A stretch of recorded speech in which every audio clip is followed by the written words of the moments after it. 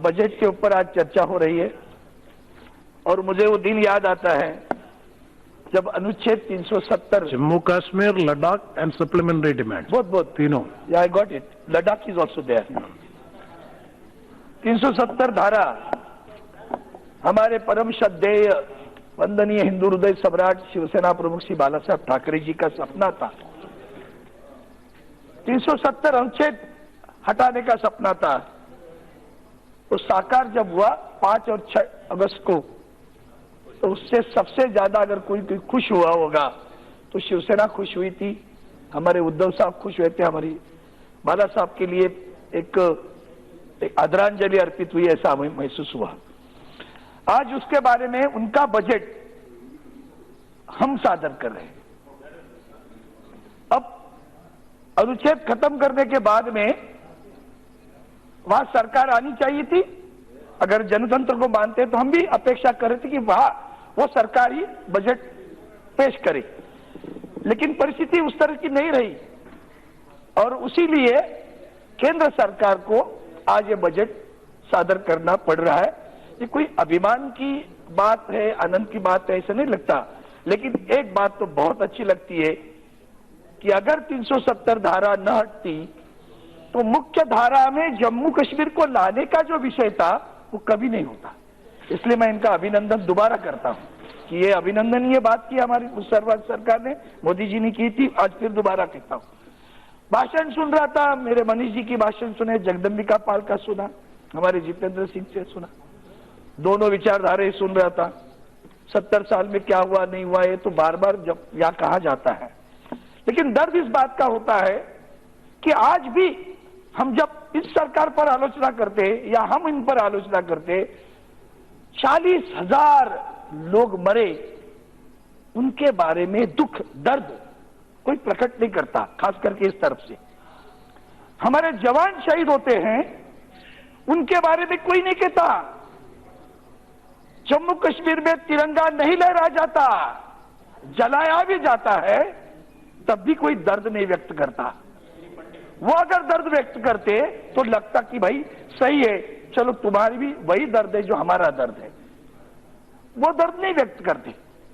आतंकी मारे गए, उसको हीरो बनाने की बात हो जाती है। वो जो दुख है, उस व्यथा को लेकर आगे बढ़ते हम लोग। एक हीरो बनाया था, नाम नहीं जिक्र करता हूं मैं, वही लागत हुई हमारे यूनिवर्सिटी में, जेएनयू में, देश मांगे आजादी, कौन सी बात थी।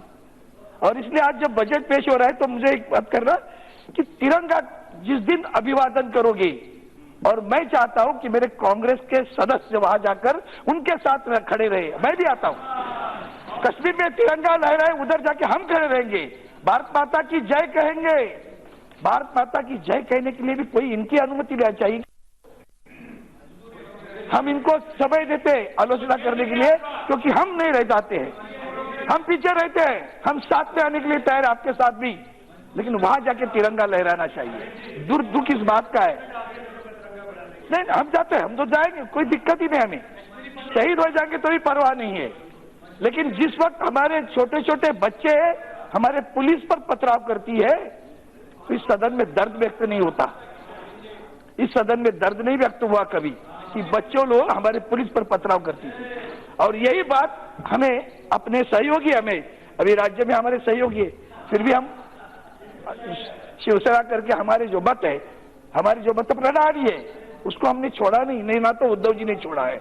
और इसलिए मैं आज कहूंगा कि यह 370 अनुच्छेद खत्म करने के बाद में जो विकास की स्थितिवाद, हमारा जो वाक्य है, सबका साथ, सबका विकास, सबका विश्वास, विश्वास पैदा करने में हम कामयाब हुए कि नहीं, ये सोचना पड़ेगा अपने को, ये सरकार को सोचना पड़ेगा। क्योंकि आज भी मेरे पास, अभी मुझे लगता है सौगत राय जी ने कहा होगा, Kashmir chamber of commerce and industry has released a report on losses suffered by the businesses. This is to be taken very seriously.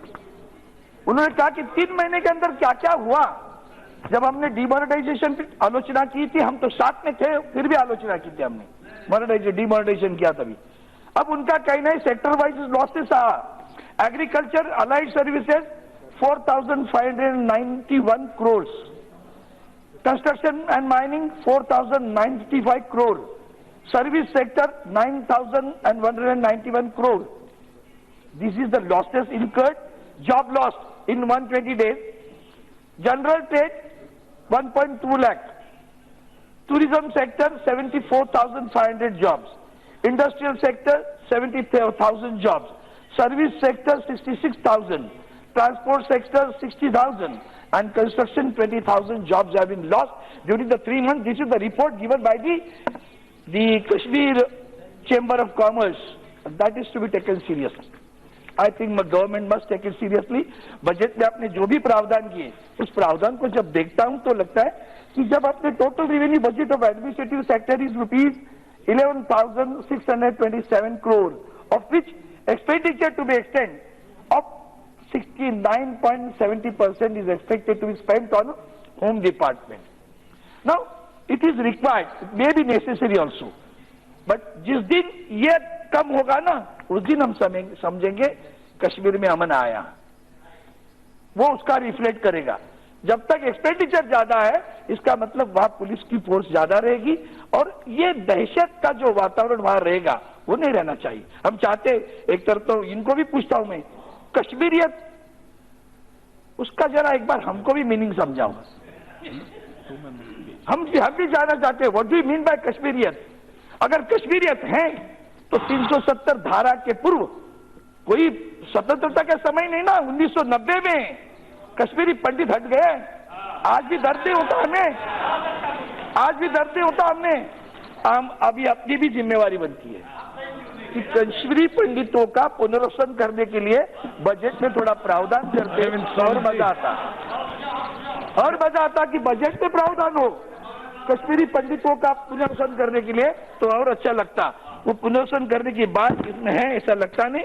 कश्मीरियत, जमहूरियत, इसका अर्थ जरा कोई भी तो समझे। प्रसाद जी होते तो मजा आता। मुझे भी समझने की कोशिश करनी चाहिए। क्या जमहूरियत है? अरविंद जी, 2-3 लोग हैं। शेख अब्दुल्ला जी के बारे में तो हमारे बाला साहब ठाकरे जी ने जो कार्टून निकाले ना सर, वो आज भी देखेंगे तो क्या हुआ? समय हो गया। आपके पार्टी में अरे भैया भगवान, इतना बड़ा बजट, देश का ज्वेल है सर। अच्छा, क्या है? जन्नत है, समय है, सर है, ये सर है हमारे, सर आंखों पर, ये सर है हमारा। So please, झुकना भी नहीं चाहिए, रुकना भी नहीं चाहिए, टूटना भी नहीं चाहिए। कश्मीर टूटने की बात जब होती थी तो इसीलिए मैं थोड़ा अभी जल्दी करने की कोशिश करता हूँ। 2 मिनट दीजिए सर। हमने एम्प्लॉयमेंट 50,000 करने की बात की है, स्वागत है। मैं तो एक सवाल आपको भी दे रहा हूँ। 1000 का पैकेज दिया सर हमारे मंत्री जी ने 2015 में। एक गलती आपने की होगी, एहसास तो होता होगा। उसी मुक्ति के साथ में आप बैठे रहे। जब टोल नाका की बात आई, टोल गठबंधन बात की, तो टोल जो पैसा, मतलब जीएसटी आने के बाद भी टोल चालू था। कौन खा रहा था पैसा? उस वक्त सरकार किसकी थी?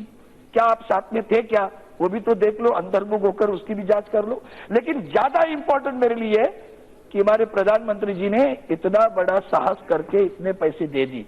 नहीं चाहा, सोचा कि भाई कश्मीर में किसकी सरकार है, दौड़ के गए थे उस वक्त 2015 में जब बाढ़ आई तब। अब 80,000 पैसा दिया, उसका क्या हुआ सर? अभी ये बजट में इतना प्रावधान देखता हूं तो लगता है बाप रे, कश्मीर में कुछ हुआ ही नहीं क्या पहले? तो ये सारा पैसा जब जा रहा था सर, उसका क्या हुआ? तो उसकी जांच होगी कि नहीं? तो मैं डिमांड करता हूं कि जो पैसा आज तक गया उसकी भी जांच होनी चाहिए। वो जांच जल्दी हो जाए ताकि वो पता चले कि अब स्कूलों। 2 मिनट सर, 2 मिनट के अंदर। आपके पार्टी में एक और स्पीकर है। अरे इतना बड़ा भाषण करते लोग। शिवसेना पार्टी इतनी तो नेग्लिजेंट नहीं है ना। नहीं नेग्लिजेंट, अगला स्पीकर को चांस नहीं मिलेगा। So then you should have warned these people to. They are from the ruling. They were speaking. Anyway, sir, I'll try my level best to conclude as a. India China रास्ता बनने वाला है, स्कूलों के admission है और बाकी सारी जो बातें हो रही है उसका स्वागत करता हूँ। खास करके अमन किस तरह से आएगा उसकी सोच पड़ी मुझे। और जिस दिन इस हिंदुस्तान का कोई भी नागरिक जाकर वह अपना मकान बना सकता है। जो कानून, सबसे बड़ी बात है 370 धारा के बाद में सारे कानून लागू हो गए। वो कितनी बड़ी अच्छी बात हुई सर, उसका स्वागत करना चाहिए। कुछ अच्छी चीजें हुई, मैं विपक्षों भी कहता हूं, कुछ अच्छी चीजें हुई उसको दिल खोल के स्वागत करो, और जो नहीं हो रही उसकी आलोचना करो। जो हम करते हैं वो आप भी करिए। मैं फिर दोबारा बजट के लिए समर्थन करता हूं और चाहता हूं ये पैसा, इसका एक एक पैसे का हिसाब ले लो और अच्छा काम करो। यही मेरी शुभकामनाएं। धन्यवाद। बहुत बहुत धन्यवाद श्री प्रभाकर रेड्डी। Next speaker.